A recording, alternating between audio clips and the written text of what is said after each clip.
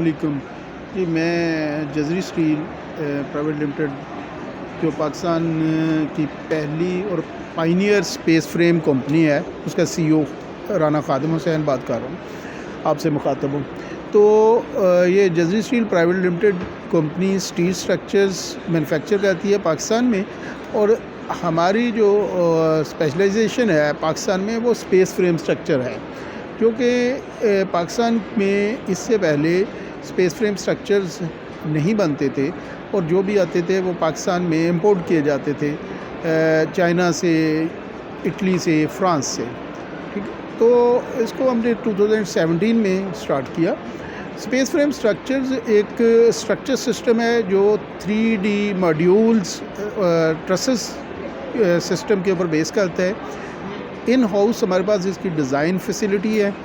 ये एक ऐसा बिल्डिंग सिस्टम है जिसमें आप किसी भी फार्म में बिल्डिंग बना सकते हैं, से organic form, dynamic form, round barrels, multi shapes, और यूजेज इसका लार्ज स्पैन बिल्डिंग्स में, एरोप्लेन हैंगर्स के लिए, वेयर हाउसेस के लिए, कोल शेड्स, जो भी प्री इंजीनियर बिल्डिंग आमतौर पे डिज़ाइन की जाती है, जो नॉर्मल और पोर्टल फ्रेम है, वो तकरीबन 200 फीट स्पैन तक जाती है, जबकि स्पेस फ्रेम बिल्डिंग को हम 450 फीट, 400 फीट स्पैन तक बैरल्स को ले जाते हैं।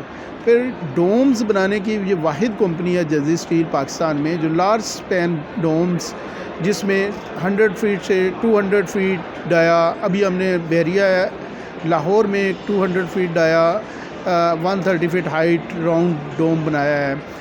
और डोम्स आपको पता है कि एक्सपो के लिए और इवेंट्स मैनेजमेंट के लिए एक बेहतरीन स्ट्रक्चर कंसिडर किया जाता है ऑल ओवर द वर्ल्ड, लेकिन हमारे यहाँ नहीं था, और चूँकि इंपोर्ट भी नहीं हो रही थी, इस तरह के इंपोर्ट में भी मसाइल हैं लोगों को, तो हमने इसको पाकिस्तान के में इन होम फैसिलिटी प्रोवाइड करने के लिए किया है। स्पेस फ्रेम स्ट्रक्चर आप लार्ज स्पैन बिल्डिंग्स के लिए यूज़ करते हैं, और इसमें कोई जैसे टेंट टाइप भी है, वो रिक्वायरमेंट नहीं है इसकी कि टेंट टाइप होनी चाहिए। इसको प्लेन ग्रिड होगा नीचे से भी, फिर इसके अंदर एक ट्रसेस के अंदर आप पूरी की पूरी सर्विसेज अपनी ले कर सकते हैं। उसमें आपके जो केबल ट्रेज आती हैं, एसी डक्ट्स आती हैं, फॉल सीलिंग हैंग कर सकते हैं, जबकि दूसरे स्टील बिल्डिंग्स में ये सिस्टम अवेलेबल नहीं होता। उसके अलावा इसको आप any colour, powder coating, Chrome, किसी में भी ले जा सकते हैं। तो हमारी पूरी कोशिश है कि पाकिस्तान में जो चीज़ें पाकिस्तान में नहीं बन सकती, वो उसकी तरफ हमें तवज्जो देनी चाहिए, जो ताकि हमारी जो इंपोर्ट कास्ट है, इंपोर्ट हमारा लोड है, वो कम हो। तो मेरी गुजारिश है कि इसको अगर आप लार्ज स्पैन बिल्डिंग में बजाय कि चाइना में स्पेशली सीमेंट फैक्ट्रीज़ और जो कोल शेड्स की स्टोरेज वगैरह के लिए चाहिए, या पावर हाउसेस के लिए, उसको हमें पाकिस्तान में जो लोकल वसाइल है और जो लोकल मैन्युफैक्चरर है, उनको प्रेफरेंस देनी चाहिए, ताकि हमारी इंपोर्ट का जो लोड है हमारे मुल्क के ऊपर वो कम हो सके। Thank you. में जाने से पहले आपसे गुजारिश है कि अगर आप हमारे चैनल पर नए हैं तो प्लीज़ हमारे चैनल को सब्सक्राइब करें, लाइक करें और शेयर करें, ताकि हमारी हौसला अफजाई होती रहे, और अपने कमेंट से ज़रूर आगाह करें, ताकि हम अपनी नई आने वाली वीडियोज़ को बेहतर से बेहतर बना सकें। Thank you.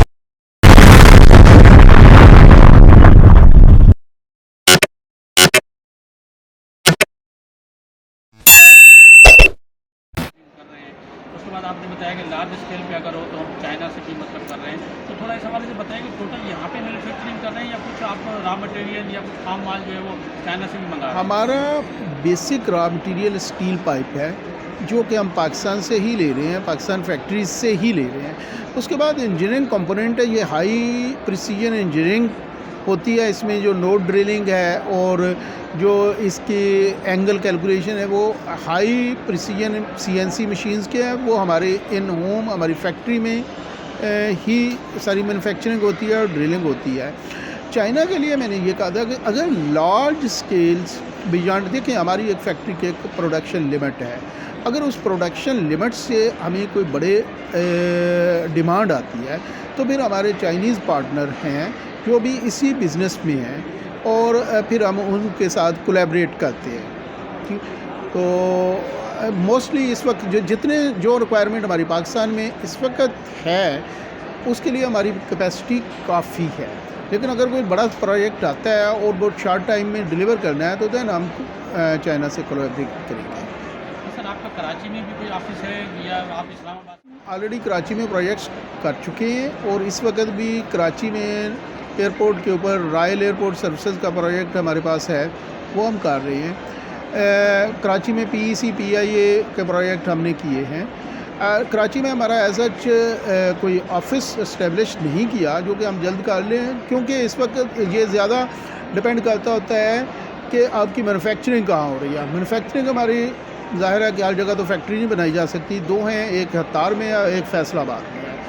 तो बाकी ऑफिस की हमें ज़रूरत अभी तक महसूस नहीं हुई। प्रोजेक्ट्स हम वहाँ से कम्प्लीटली हमारा स्टाफ आता है, इंजीनियरिंग स्टाफ आता है, मीटिंग करता है, वो चले जाता है कराची में जो क्लाइंट्स हैं।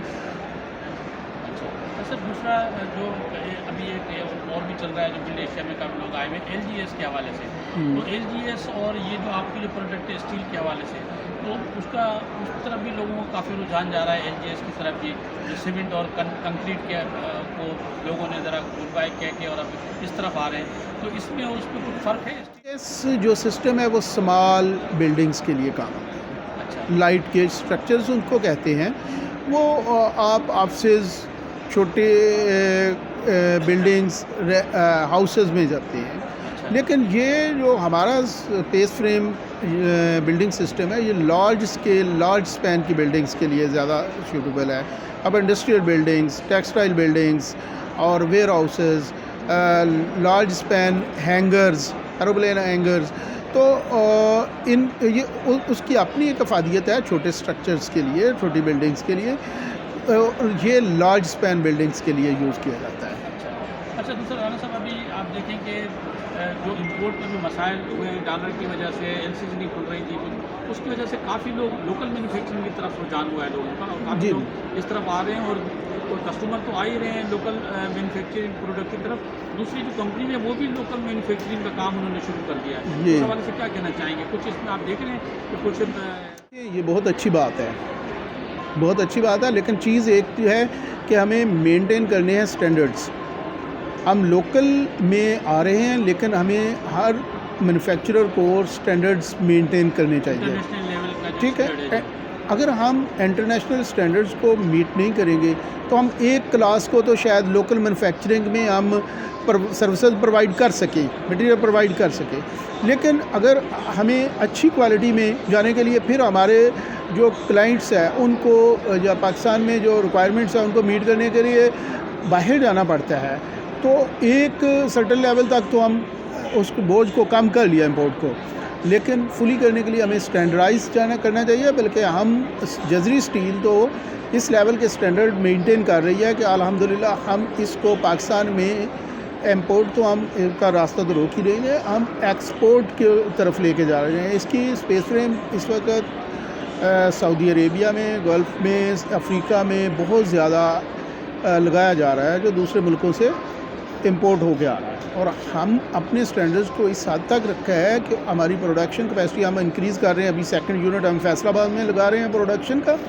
हमारी प्रोडक्शन इंक्रीज़ होती है तो हम इंशाल्लाह इसको मिडल ईस्ट और अफ्रीका में एक्सपोर्ट करेंगे। एक्सपोर्ट की तरफ भी आप जी जा रहे हैं? बिल्कुल बिल्कुल, हम एक्सपोर्ट की तरफ लेके जा रहे हैं इसको। अक्सर एग्जीबिशन में आप लोगों ने पार्टिसिपेट किया है मलेशिया में, से पहले भी मेरे ख्याल में आप बता रहे हैं 2019 में भी किया था, तो उस हवाले से क्या कहना चाहेंगे? क्या रोल होता है एग्जीबिशन का प्रमोट करने में आपकी कंपनी को, आपकी प्रोडक्ट को? उस हवाले से देखिए, एग्जीबिशंस होनी चाहिए, इसमें B2B, बिज़नेस टू बिज़नेस आपको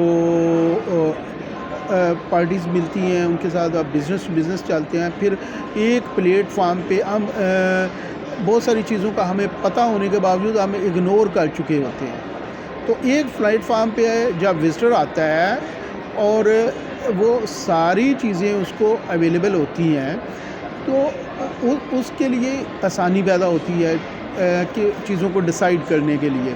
फिर उसके अलावा एक कंपनी से दूसरी कंपनी यानी एग्जीबिटर के जो रिलेशंस हैं वो जो डेवलप होते हैं, उससे हमें रॉ मटेरियल ख़रीदने में, हमसे किसी इंडस्ट्रियलिस्ट को बिल्डिंग ख़रीदने में बहुत आसानी हो जाती है।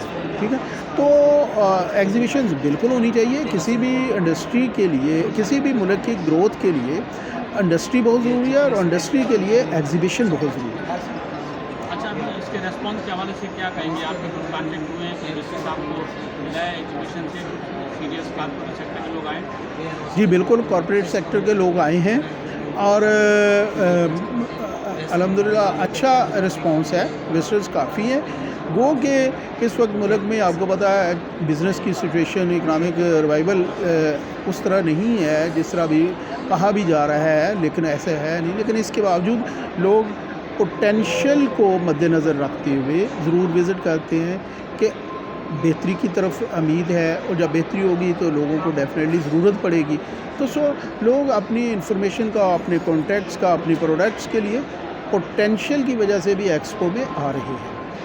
सर, कोई सजेशन देना चाहेंगे, कोई मैसेज देना चाहेंगे हमारे प्लेटफॉर्म के थ्रू, कोई बात हाईलाइट करना चाहें? देखिए, मैं ये कहना चाहता हूँ इस सिलसिले में कि जो बिल्डर गवर्नमेंट लेवल पे रिकॉग्नाइज़ करने के लिए किसी गवर्नमेंट अथॉरिटीज़ को विज़िट करना चाहिए। और 3 दिन की ये एक्सपो है, तो तीनों दिन एक साहब आए तो थे कल?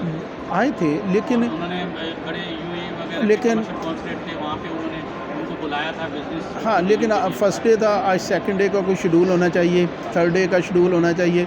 तो इतने हमारे गवर्नमेंट ऑफिशियल्स हैं, इतनी बड़ी गवर्नमेंट है, तो एक दिन गवर्नर साहब, दूसरे दिन कोई सीएम साहब को बुला लें, किसी चैम्बर ऑफ कॉमर्स के प्रेसिडेंट को बुला लें, और उसका शेड्यूल तय होना चाहिए कि ये इतने बजे, ताकि जो उसको वेलकम करने के लिए स्टॉल्स पे ओनर्स, सीईओ या उनका मोस्ट सीनियर पर्सन मौजूद हो। अच्छा, आपके सेक्टर में कोई मसाइल हो तो उसको हाईलाइट करना चाहेंगे? कोई गवर्नमेंट से आपको कोई डिमांड हो कुछ कहना चाहेंगे? गवर्नमेंट से बस यही डिमांड है कि अगर बिजली सस्ती हो जाए तो प्रोडक्ट सस्ती हो जाती है। ठीक है, एंड यूज़र को फ़ायदा होता है। एंड यूज़र को ही डेफिनेटली उसका फ़ायदा होता है, तो रॉ मटेरियल भी सस्ता हो जाता है। दूसरा, फ्यूल प्राइसेस है हमारे लिए आउट ऑफ कंट्रोल है इस वक्त, तो बिजली के साथ साथ जो फ्रेट प्राइसेस है उन्होंने ही बहुत ज़्यादा चीज़ों को उनकी प्राइस हाई कर दी।